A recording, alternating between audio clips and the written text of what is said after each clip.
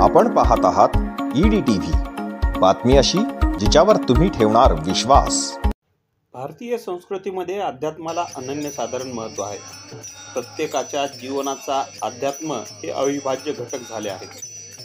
परंतु काळाच्या ओघात त्याच्या संकल्पनाही बदलल्या आहेत बरं का। कधी काळी गावात रामायण ग्रंथाच्या वाचनाला सुरुवात झाली की गावातील काही भाविक 14 दिवस वनवासाला जात होते। गावामध्ये सुमारे वर्षभर या रामायण ग्रंथाचे वाचन सुरू असायचे। परतूर तालुक्यातील फुलवाडी येथे देखील 19 ऑगस्ट 2023 ला या भावार्थ रामायण ग्रंथाच्या वाचनाला प्रारंभ झाला आहे। उद्या दिनांक 31 रोजी लक्ष्मण शक्तीचा कार्यक्रम होणार आहे।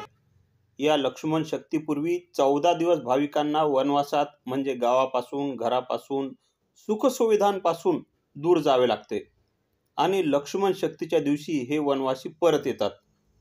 अनवाणी, थंडी, ऊन, वारे, पाऊस हे सर्व काही ते सहन करतात। 14 दिवस यांचा अखंड प्रवास सुरू असतो। पायात चप्पल न घालताही त्यांना हा प्रवास करावा लागतो। पायाला खडे टोचू नयेत, काटे टोचू नयेत, त्यामुळे पोत्यांचे पायमोजे ते तयार करतात। थंडीच्या कडाक्यापासून बचाव करण्यासाठी पोत्याचेच कपडेही त्यांना शिवावे लागतात। अशा या वनवासी लोकांची सेवा करायला मिळाली तर भक्त स्वतःला धन्य मानतात। त्यामुळे अशा वनवासी लोकांची भाविक मनोभावे पाद्यपूजाही करतात। ज्या कोणाच्या डोक्यावर भावार्थ रामायणाचा ग्रंथ असेल त्याचे पाय धुवून नमस्कारही करतात।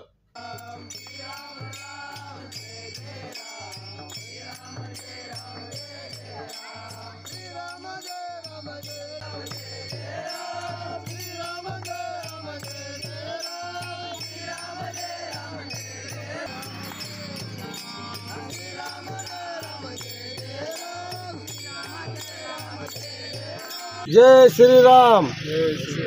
फुलवाडी तालुका परतूर जिल्हा जालना या इथून आम्ही 18 तारखेला निघालेलो आहेत।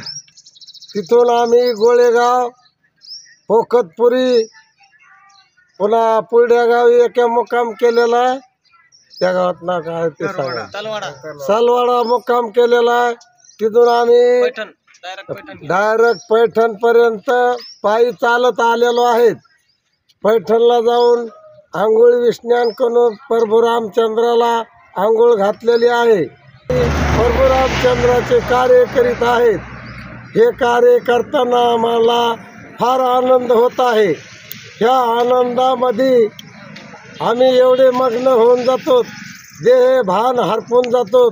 हे देह भान हरपालेला आम्हाला काही कळत नाही। हे देह भान हरपिणाऱ्या कोण आहे, चालवणाऱ्या कोण आहे याची आम्हाला आठवण राहत नाही।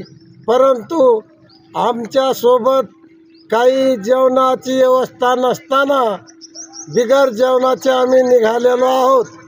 निघालेले असताना सुद्धा आमची चहा पाण्याची, जेवणाची, फराळीची सोय योगी पद्धतशीर लागत आहे। त्याबद्दल आम्ही जेवढं सांगावं भगवंताविषयी तेवढा अपुरा आहे। 31 तारखेला शक्तीचा कार्यक्रम होणार आहे। त्या निमित्ताने सर्व गावामध्ये आम्ही सर्वांना सांगितलेलं आहे या कार्यक्रमाचे आवर्जून उपस्थित राहावे ही नम्रतेची विनंती करीत आलेलो आहोत। जय जय श्रीराम, जय जय श्रीराम। भारतीय संस्कृतीमधील दुर्मिळ झालेल्या या वनवासाच्या लक्ष्मण शक्तीचे वनवास आजही पाहायला मिळतात। फरक एवढाच आहे की त्याचे प्रमाण कमी झाले आहे। अशा या रामरायाच्या वनवासानिमित्त जाणाऱ्या वनवाशांच्या चरणी साष्टांग नमन। Dilip Pohnerkar, EDTV news, Jalna.